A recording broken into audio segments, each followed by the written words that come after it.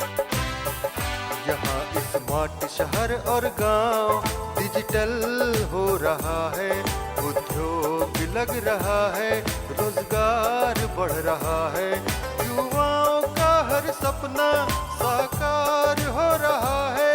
ये झारखंड भी अपना आत्मनिर्भर बन रहा है, खुशहाली छाई है चाहो, है अपना झारखंड विकास की ओर बढ़ रहा है, झारखंड विकास की ओर। नमस्कार, कार्यक्रम झारखंड विकास की ओर में आपका स्वागत है।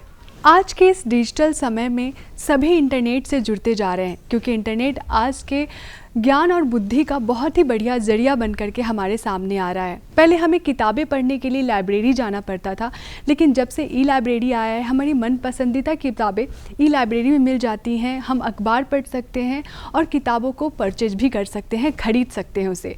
तो चलिए, आज के इस कार्यक्रम झारखंड विकास की ओर में हम आपको लेके चलेंगे हजारीबाग जिले के विनोबा भावे यूनिवर्सिटी, जहाँ ई लाइब्रेरी से यहाँ के बच्चों को जागरूक किया जा रहा है, उन्हें लाभान्वित किया जा रहा है। नए जमाने से कदम ताल मिलाते हुए सरकारी स्कूल अब अपनी अलग पहचान बना रहे हैं। हजारीबाग का विनोबा भावे विश्वविद्यालय का नाम भी अब इसमें शामिल है। यहाँ छात्रों के लिए डिजिटल लाइब्रेरी तैयार की गई है, जिसके जरिए बच्चे इसका लाभ ले रहे हैं। जैसा कि आप जानते हैं कि झारखंड विकास की ओर कार्यक्रम में झारखंड में होने वाले विकास कार्यों को हम आप तक पहुँचाने का कार्य करते हैं।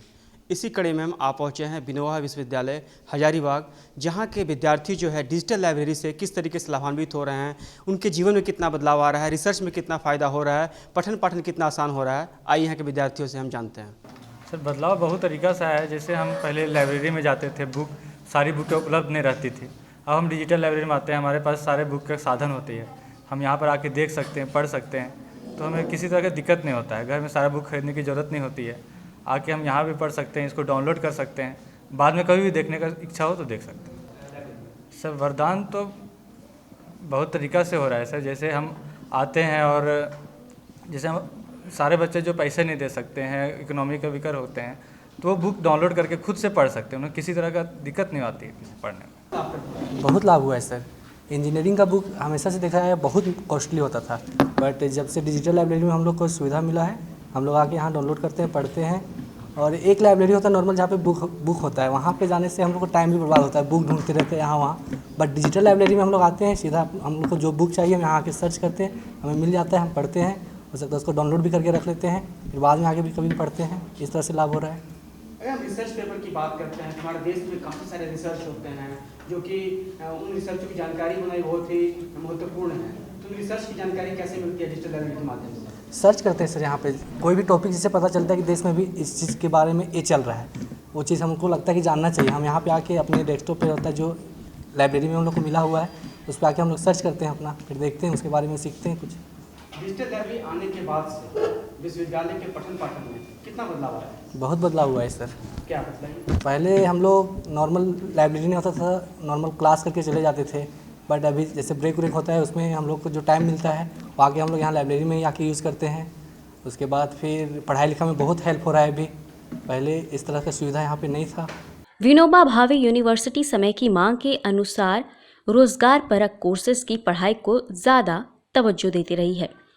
यही वजह है कि प्रत्येक वर्ष कोई ना कोई रोजगार परक पाठ्यक्रम की पढ़ाई आरंभ की जाती है, और इसी कड़ी में अब यहाँ छात्रों के बेहतर शिक्षा के लिए ई लाइब्रेरी की सुविधा मुहैया कराई जा रही है।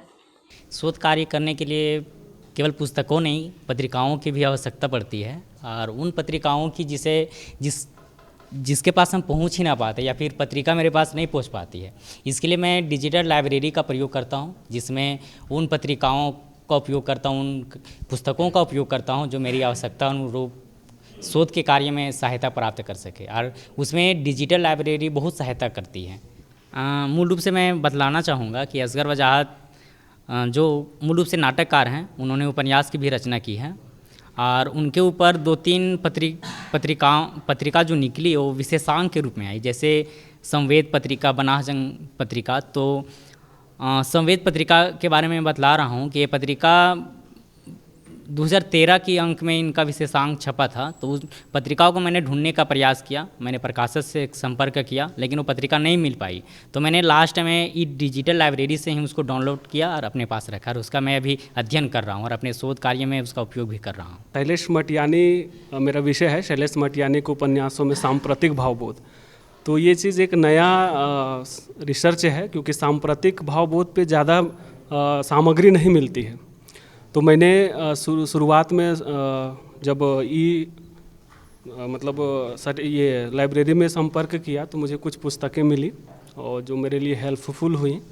और अभी डिजिटल के ज़माने में बहुत सारी चीज़ें जो नहीं मिल पा रही थी, शोध सामग्री, वो वहाँ पे मुहैया है और मैंने उसका हेल्प लिया है बहुत ज़्यादा, और अभी मुझे उससे बहुत लाभ मिल रहा है।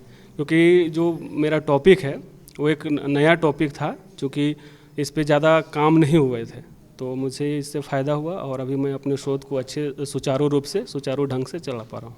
माननीय प्रधानमंत्री जी का कहना है डिजिटल इंडिया को उन्होंने कंसेप्ट किया है। जी हाँ। तो डिजिटल इंडिया से खासकर विद्यार्थी वर्ग जो है जी। किस तरीके से लाभान्वित हो रहे हैं, और ये प्रधानमंत्री सपना है डिजिटल इंडिया का, वो देश के विकास में कितना लाभदायक होगा? देखिए, मोदी जी का विज़न है कि डिजिटल इंडिया को एक विज़न के तौर पे चला रहे हैं, और मैं समझता हूँ कि इससे बहुत लाभ हुआ है, ठीक है। और ख़ास करके इससे ज़्यादा लाभान्वित विद्यार्थी वर्ग हुए हैं। क्योंकि विद्यार्थी क्या होता था, जैसे कि विद्यालय गए, वो जितने भी टीचर्स थे उनको वो सामग्री पढ़ाई गई, लेकिन बहुत सारे ऐसे जब वो होमवर्क कर रहे होते हैं या पढ़ रहे होते हैं तो बहुत सारी समस्याओं का सामना करना पड़ रहा था उनको। तो जब वो डिजिटल इंडिया आई, जब से मोदी जी लाए इसको, उसके बाद वो घर बैठे ही जो टॉपिक को समझ में नहीं आ रहा है, कुछ भी वो टॉपिक, चाहे मैथ हो, रीजनिंग हो, हिंदी हो, इंग्लिश हो, तो वो सर्च करते हैं और वो आ जाता है उनके पास, वो सारी सामग्री मुहैया हो जाती है। तो वो घर बैठे शिक्षण कर रहे हैं, ठीक है। और स्कूल में लाभान्वित तो हो ही रहे हैं टीचर्स के द्वारा, लेकिन घर में डिजिटल माध्यम से और भी ज़्यादा लाभान्वित, उनके ज्ञान में उत्तरोत्तर बढ़ोतरी हो रही है। और यही मोदी जी का विज़न है कि आप सिर्फ स्कूल के भरोसे नहीं रहें, ज्ञान जहाँ से मिले ज्ञान का प्रसार कीजिए। और मोदी जी की जो ये विज़न है डिजिटल इंडिया, इससे विद्यार्थी, आज का युवा वर्ग और विद्यार्थी लोग बहुत लाभान्वित हो रहे हैं। ई लाइब्रेरी का अर्थ एक ऐसी लाइब्रेरी से है जहां पर डिजिटल रूप से सूचना और अध्ययन सामग्री एक्सेस की जाती है। इस लाइब्रेरी में इंटरनेट कनेक्शन के द्वारा, कंप्यूटर या फिर एंड्रॉयड मोबाइल के द्वारा हम कहीं पर भी देश के किसी कोने में बैठकर किसी भी समय अपने अनुसार सूचना और अध्ययन सामग्री प्राप्त कर सकते हैं। बहुत ज़्यादा हो रहा है लाइब्रेरी से, मतलब हम लोग का भी प्रति बहुत ज़्यादा बढ़ गया कि हम लोग घर पे बैठे भी पढ़ सकते हैं या लाइब्रेरी में भी आके पढ़ सकते हैं। यानी इससे बहुत फ़ायदा हो रहा है लाइब्रेरी से। कोरोना के कारण बीच में काफी हाँ, सारे विश्वविद्यालय बंद हो गए हाँ, थे, पठन पाठन में ठप हो गया था। हाँ, तो लेकिन आपने ई लाइब्रेरी का किस तरीके से लाभ लिया कोरोना काल में? कोरोना काल में घर बैठे यूट्यूब से या थी गूगल क्रोम से, सबसे मतलब उसका जितना मटेरियल था घर बैठे हम लोग प्राप्त किए, पढ़े, उससे बहुत काफ़ी फ़ायदा मिला। कोरोना टाइम में कोई प्रॉब्लम नहीं हुआ डिजिटल लाइब्रेरी से। ज्ञान में बहुत वृद्धि हो रहा है, क्योंकि लाइब्रेरी की वजह से कहीं भी मतलब गरीब या मतलब कोई भी है अपना ज्ञान प्राप्त कर सकता है, ई लाइब्रेरी से कहीं से प्राप्त कर सकता है।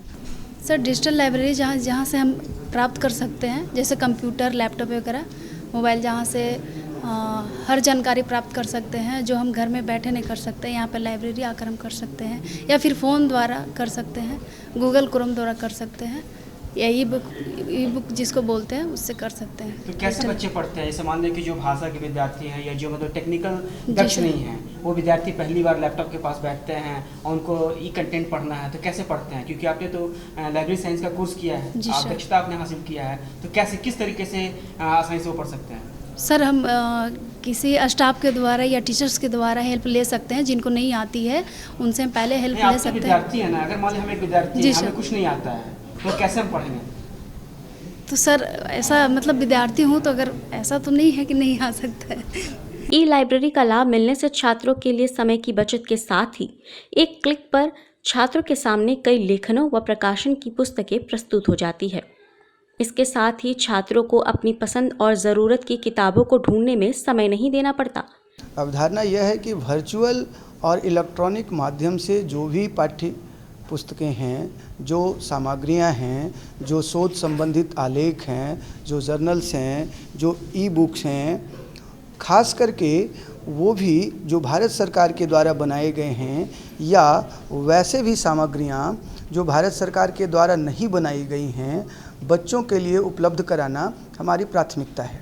खास करके आज के दौर में जबकि बहुत सारे ऐसी परेशानियां उत्पन्न हो रही हैं और पाठ्य पुस्तकों की कीमतें भी बहुत ज़्यादा बढ़ रही हैं, वैसे में ई लाइब्रेरी जो है कई दृष्टिकोण से फ़ायदेमंद है।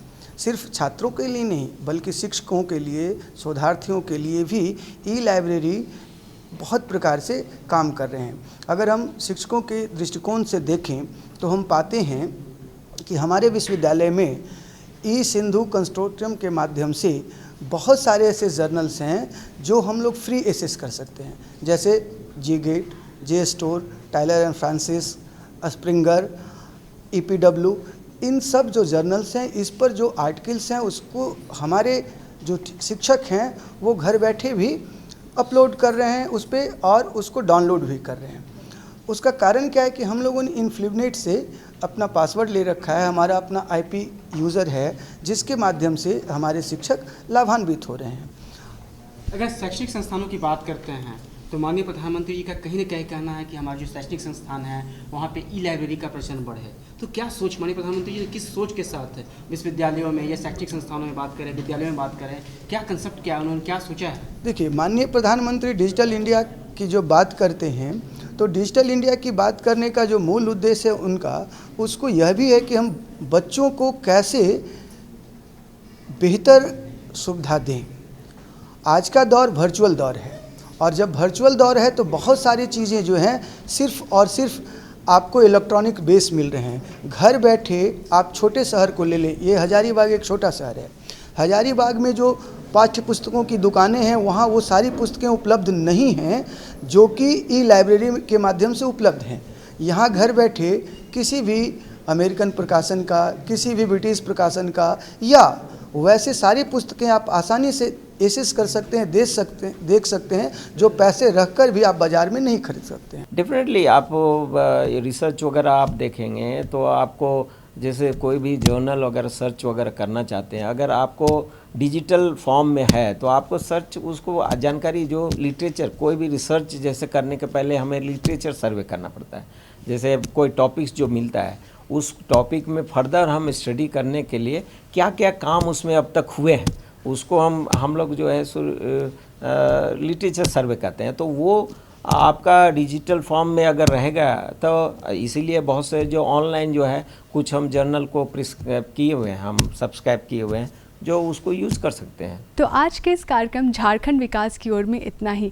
और हाँ, एक और बहुत ज़रूरी बात, अभी समय चल रहा है कोरोना काल का, तो कोरोना काल के समय में आप 2 गज की दूरी, मास्क है ज़रूरी, इस बात को कभी ना भूलें और समय समय में अपने हाथों को सैनिटाइज करते रहें। भीड़ में जाने से बचें। अगर आपने कोविड का टीका नहीं लिया है तो नज़दीकी टीका केंद्र जाकर कोविड का टीका ज़रूर लें। इसी के साथ हमें दीजिए इजाज़त। नमस्कार, जोहार। अपना झारखंड विकास की ओर बढ़ रहा है।